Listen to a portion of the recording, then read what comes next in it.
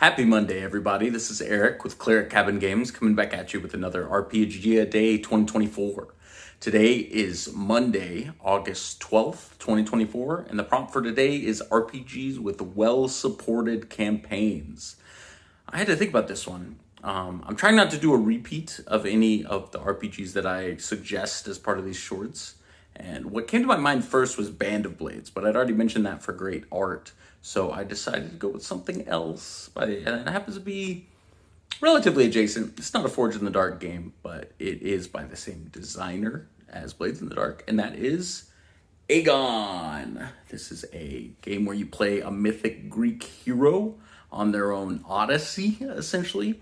You're journeying from island to island. Each island is about a session, and there are campaign mechanics about you traveling with your fellow heroes and competing for who will get the most glory, as well as there's a whole sort of astrology Greek god mechanic where you have more affinity with certain gods over other gods. You do things that those gods like, and that gives you divine favor with those gods that you can cash in later for a bonus on a roll. But there are other gods who you may develop enmity with, and they don't like you.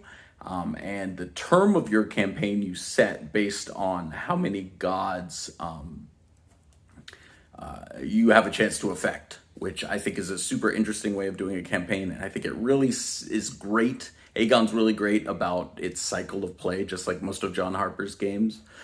It really gives you the framework from which to run a session, which makes it much more approachable as a GM than other styles of game that aren't really as forthcoming with how they should be run, or at least how the designer thinks they should be run. Obviously, if you're a GM at your table, you can run it however you want. But that is my recommendation for today's prompt. AGON has well-supported RPG campaigns. Thanks, guys. I'll catch you on the next one. I wish you happy gaming.